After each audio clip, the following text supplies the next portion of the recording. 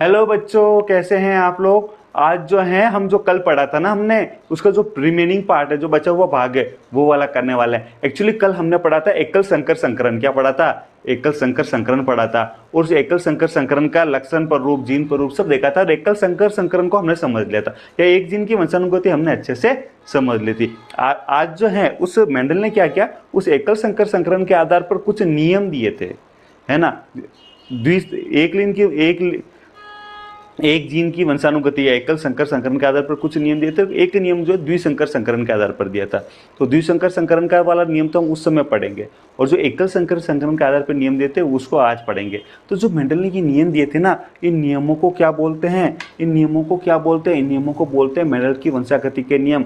जो पहला था वो था प्रभाविता का नियम, और जो दूसरा नियम था उसे पृथक्करण का सिद्धांत या युग्मकों की शुद्धता का नियम कहते हैं। और तीसरा वाला कौन सा है? स्वतंत्र अपव्यूहन का सिद्धांत। तो जो ये पहला नियम है ना, प्रभाविता का नियम, और जो दूसरा है पृथक्करण का सिद्धांत या युग्मकों की शुद्धता का नियम, ये दोनों नियम मेंडल ने एकल संकर संकरण जो पढ़ा है ना हमने, एक जीन की वंशानुगति या एकल संकर संकरण, इसके आधार पर ये दोनों नियम दिए हैं, है ना। और जो स्वतंत्र अपव्यूहन का सिद्धांत है ना, लास्ट वाला जो स्वतंत्र अपव्यूहन का सिद्धांत है, ये जो द्विसंकर संकरण के आधार पर दिया है। तो आज जो है ये स्वतंत्र अपव्यूहन वाला का सिद्धांत तो नहीं, लेकिन ऊपर वाला दोनों, पहला प्रभाविता का नियम और पृथक्करण का सिद्धांत या युग्मकों की शुद्धता का नियम, ये बहुत अच्छे से और डिटेल में हम समझने वाले आज के टॉपिक में। तो सबसे पहले देखते हैं प्रभाविता का नियम। देखो, प्रभाविता का नियम में आपको लिखना क्या है, बात समझ आ रही है? आपको लिखना क्या है ना। उसके अंदर नोट्स में क्या, वो मैं समझाऊंगा भी, लेकिन जो लिखना वो चीज़ देखो, समझना पहले। यह प्रभाविता का नियम बताता है कि केवल एक ही कारक F1 PD में प्रकट होता है। अभी मैं पूरा डिटेल में समझाने वाला हूँ। अब एक बार पहले ऐसी रीडिंग मारो, उसके बाद दोबारा बात करेंगे। फिर दूसरा इसका पॉइंट क्या बता रहा है, एकल संकर, इसको एक नहीं बोलेंगे, एकल संकर संकरण में जिसमें दोनों तुलनात्मक एक दूसरे के विपरीत एलील उपस्थित है, केवल वही कारक या एलील प्रभावी कहलाता है जो अपने प्रभाव को अभिव्यक्त कर सकता है। एकल संकर संकरण में F1 PD में केवल वही एलील प्रभावी कहलाता है जो अपने आप को प्रकट कर सकता है, ठीक है। जबकि दूसरा कारक F1 PD में अपना प्रभाव अभिव्यक्त नहीं कर सकता, तो अप्रभावी कहलाता है। डिटेल में समझाने वाला हूँ, इसको भी मैं समझाता हूँ अभी आपको, है ना। जो लक्षण प्रभावी होता है उसे अंग्रेजी के बड़े अक्षर से लिखा जाता है, और जो अप्रभावी होता है उसे अंग्रेजी के छोटे अक्षर से लिखा जाता है ना ये। और लास्ट में जो है एक संकर संकरण या एकल संकर संकरण में F2 PD में प्रभावी एवं छिपे हुए अप्रभावी कारक दोनों ही 3:1 के अनुपात में प्रकट हो जाते हैं। देखो, अब इसको प्रभाविता के नियम को समझो आप। ये तो आपके नोट्स लिखने लायक जो थे वो नोट्स थे, अब समझने वाली बात है। आपको अगर एग्जाम में क्या लिखना है उसके लिए आपको मिल गया, अब समझने वाली बात क्या है वो समझो आप। हमें क्या बताया, हमने जो एकल संकर संकरण के अंदर कल क्या देखा था, याद आ रहा है? टीटी वाला कि भाई एकल संकर संकरण में एक तो था कैपिटल टी लंबे, ठीक है, और दूसरा जो था स्मॉल टी बोना। लंबे और कैसे थे? बोना पादप थे, लंबे पादप थे और बोने पादप थे, यही थे ना। ये पढ़ा था ना कल तो हमने। अरे वीडियो जाके देख लो, प्लेलिस्ट में अवेलेबल है। क्लास 12 हिंदी मीडियम, हिंदी में ही लिखा हुआ है हमारे यूट्यूब चैनल। कुछ नहीं करना आपको, है ना। यूट्यूब के ऊपर मेरा नाम लिख दो खाली, दिलीप श्रीनाथ, और सर्च करो तब भी मिल जाएगा। आप यूट्यूब के ऊपर मेरा नाम लिखकर अगर मेरा वीडियो सर्च करोगे ना, दिलीप श्रीनाथ, तब भी मेरे सारे वीडियो आपको मिल जाएंगे। फिर आप मेरे जो चैनल को ओपन कर लो, चैनल ओपन करने के बाद प्लेलिस्ट में जाओ, प्लेलिस्ट में आपको जो वीडियो चाहिए वो देख लो। जो प्लेलिस्ट देखनी है उसमें जो वीडियो देखना है, जैसे आपको कक्षा 12 का देखना है तो उसके ऊपर लिखा हुआ कक्षा 12 जीव विज्ञान, उसके ऊपर क्लिक करोगे तो आपको रिलेटेड सारे वीडियो मिल जाएंगे। इंग्लिश मीडियम के तो इंग्लिश मीडियम के, हिंदी मीडियम को तो हिंदी मीडियम के वीडियो मिल जाएंगे। तो कल वाला वीडियो वहाँ जाके देख लेना अगर आपने नहीं देखा तो, ठीक है। तो जो कैपिटल टी है ना, इस कैपिटल टी और जो स्मॉल टी, हमने जो एक इससे जो हमने युग्मक बनाया था, एक कैपिटल टी बना था युग्मक अर्धसूत्री विभाजन से, इससे बना था स्मॉल टी, और जब इन दोनों में क्रॉस कराया था हमारे पास आया था कैपिटल टी स्मॉल टी।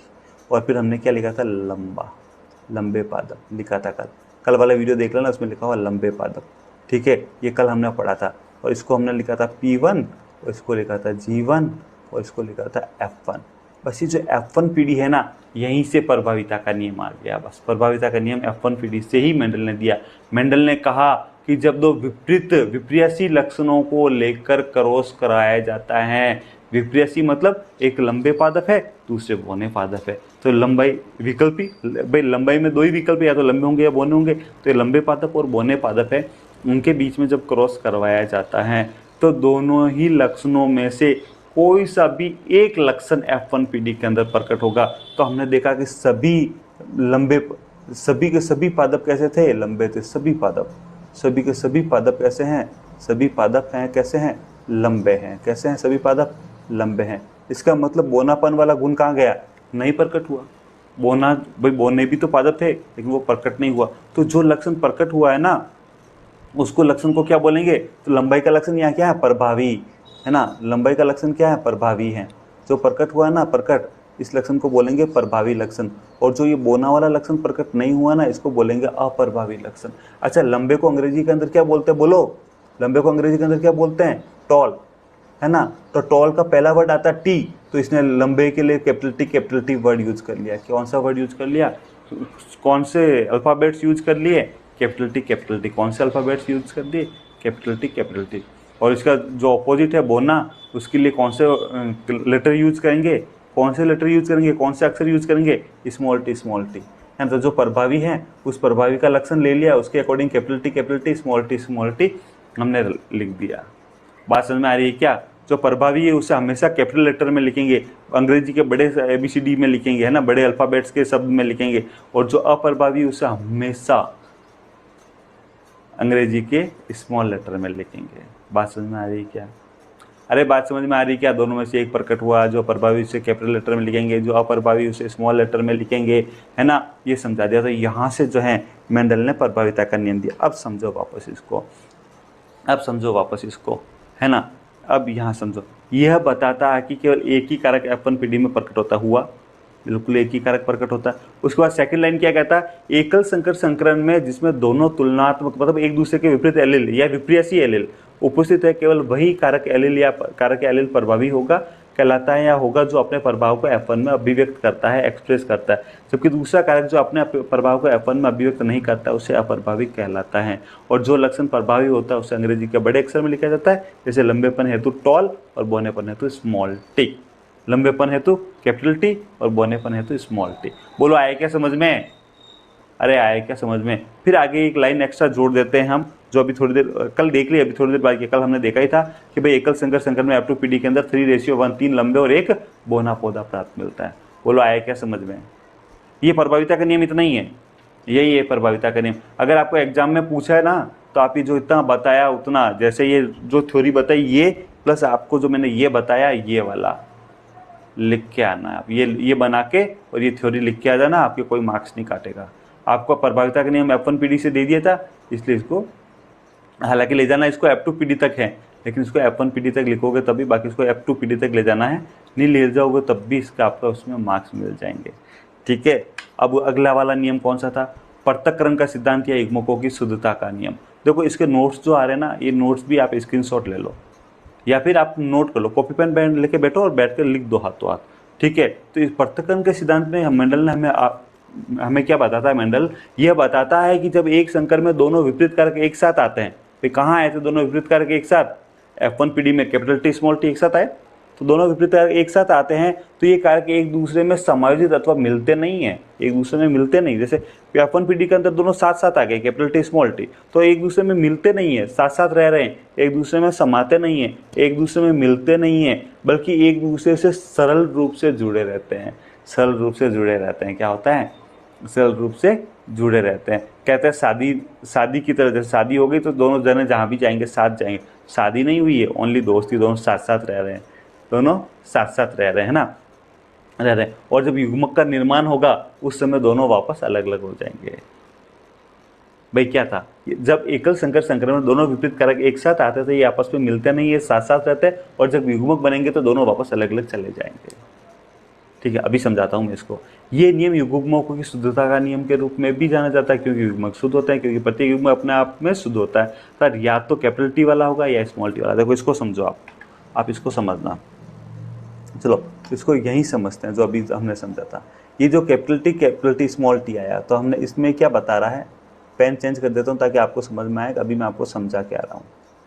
हमने अभी थोड़ी देर पहले ये वाला समझा, तो पेन वापस कलर वही आ गया, वापस चेंज कर देते हैं, आ गया। तो ये लो, ये जो कैपिटल टी स्मॉल टी है ना, यहाँ देखो आप ध्यान से, दोनों कारक, दोनों विपरीत कारक साथ साथ आ गए, दोनों साथ साथ आ गए और दोनों साथ साथ रहे, एक दूसरे में मिले नहीं है। दोनों एक दूसरे साथ साथ रह रहे, एक दूसरे में मिले नहीं है। और जब युग्मक निर्माण होता, वापस जब इनके मध्य संकरण करवाएंगे, हमने देखा ना, तो एक पादप कैपिटल टी स्मॉल टी हो जाएगा और दूसरा पादप भी कैपिटल टी स्मॉल टी हो जाएगा। ये अपनी P2 जनरेशन, कौन सी P2, ये पेरेंट फर्स्ट है P2। अब इसमें भी तो युग्मकों का निर्माण होगा भाई, तो इसमें देखो एक दो प्रकार के युग्मक बनेंगे और इसमें भी दो प्रकार के युग्मक बनेंगे, है ना। अर्थसूत्री विभाजन होगा, दोनों में से एक एक युग्मक में जाएगा, दूसरा दूसरे युग्मक में जाएगा। इसमें भी एक एक युग्मक में आएगा और दूसरा दूसरे युग्मक के अंदर जाएगा। बोला है क्या समझ में? तो यहाँ देखो ये दोनों साथ साथ थे और दोनों अलग अलग हो गए ना, कैपिटल टी स्मॉल टी साथ साथ है और कैपिटल टी अलग युग्मक में चला गया, स्मॉल टी अलग युग्मक में चला गया, है ना। और एक युग्मक में एक ही कैरेक्टर है ना, या तो कैपिटल टी है या स्मॉल टी है, यानी कि युग्मक तो शुद्ध हुआ ना। अरे भाई युग्मक तो शुद्ध है ना, युग्मक तो शुद्ध है, तो एक में एक ही है, युग्मक शुद्ध है। बोला है कि समझ में? यही कह रहा है कि युग्मक जो है हमेशा शुद्ध होते हैं और कैपिटल टी स्मॉल टी मतलब दोनों विपरीत लक्षण साथ साथ रहते हैं पर एक दूसरे में मिक्स नहीं होते। और जब युग्मकों का निर्माण होता है तो पुनः अपने आप अलग हो जाते हैं और युग्मक शुद्ध होते हैं।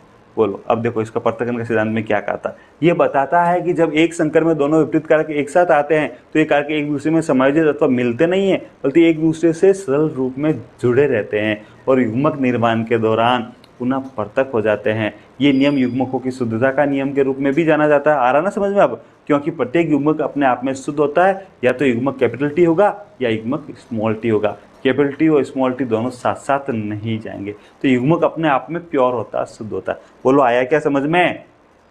अरे आया क्या समझ में?